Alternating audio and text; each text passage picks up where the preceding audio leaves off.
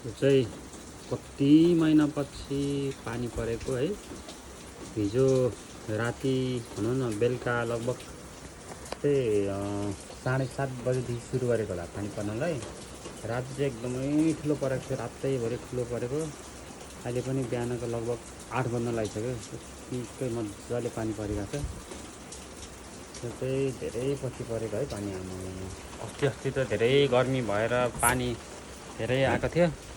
आज चाहिँ अब चाहिँ 비 온 거 찍어? 네네네.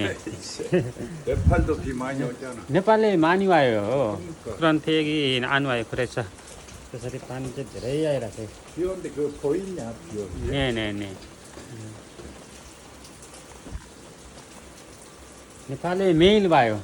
매일 와? 매일 와요. 밤에 낮에 매일 와요. त्यसरी पानी परेको देख्न सकिन्छ।